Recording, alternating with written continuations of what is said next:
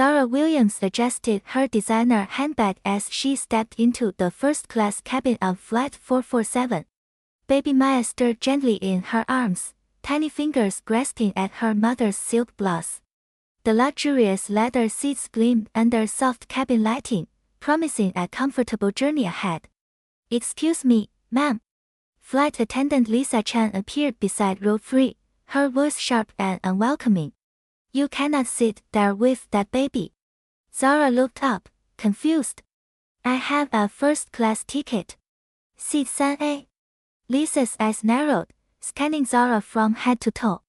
"First class is for paying customers, not for people with crying babies who probably got upgraded by mistake." The words hit like ice water. Other passengers turned to watch, sensing tension building in the pristine cabin. "I paid for this seat," Zara replied calmly, though her heart raced. Maya began to fuss, hunger making her restless.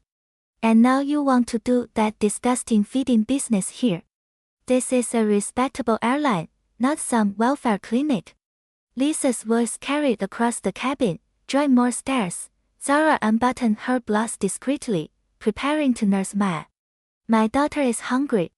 I have every right to breastfeed." Without warning, Lisa's hand flew through the air.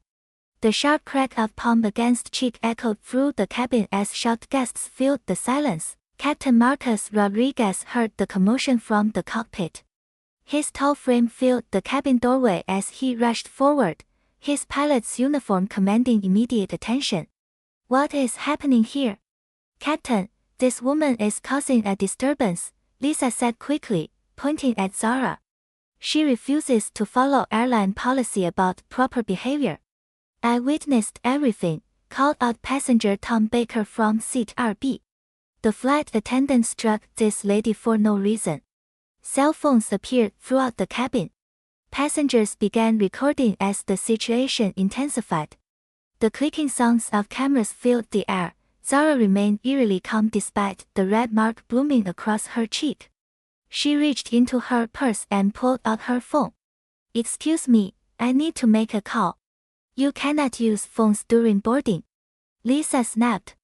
"Security needs to remove you immediately.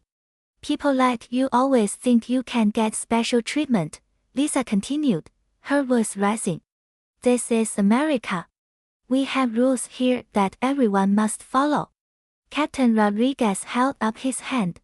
"Ma'am, please step back. I am calling airport security right now." Zara dialed a number, speaking quietly into her phone. "Hello, honey. Yes, I am on Flight 447. We have a small problem here that needs your immediate attention." The mysterious phone call sent whispers through the cabin. Who was she calling? Why did she sound so confident despite the chaos surrounding her? Heavy footsteps thundered down the jet bridge. Airport security rushed onto the aircraft, followed by 3 men in expensive business suits. The corporate executives moved with urgent purpose, their faces stern and worried. "Where is Mrs. Williams?" asked the lead executive, James Park, scanning the cabin frantically. Lisa's confidence began to crack.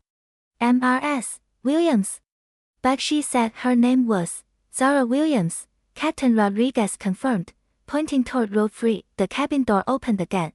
A tall, distinguished man in a tailored navy suit entered. His presence commanded immediate respect as he surveyed the scene with sharp, calculating eyes. "David." Zara called softly, relief flooding her voice. Lisa's face went white as paper. The phone slipped from her trembling hands, clattering to the floor. "Ladies and gentlemen," James Park announced to the cabin, "please allow me to introduce David Williams, owner and CEO of Skyline Airlines." The guests were audible. Passengers exchanged shocked glances as the truth hit like lightning. David walked directly to his wife, gently touching the red mark on her cheek. His jaw tightened with controlled anger. "Lisa Chen," James Park continued, reading from his tablet, "you are hereby terminated immediately. Security will escort you off this aircraft." Lisa's legs buckled. Her racism had just cost her everything. David's voice filled the cabin with quiet authority. Effective immediately, Skyline Airlines will implement zero-tolerance anti-discrimination policies. Every employee will undergo mandatory sensitivity training. Security officers escorted Lisa off the aircraft as she sobbed uncontrollably. Legal papers awaited her at the gate. Assault charges would follow her for years to come. This incident has opened my eyes, Zara announced to the watching passengers. I am establishing the Mal Williams Scholarship Fund. It will support young people of all backgrounds pursuing careers in aviation. Applause erupted throughout the cabin. Passengers who had witnessed hatred now saw hope taking flight. Captain Rodriguez smiled as he returned to the cockpit. Ladies and gentlemen, we are ready for takeoff. Today we fly toward a better tomorrow. 6 months later, Skyline Airlines became the industry leader in diversity and inclusion. Lisa's moment of hate had sparked a movement of change that reached every corner of the aviation world. Baby Maya slept peacefully in her mother's arms as their plane soared above the clouds.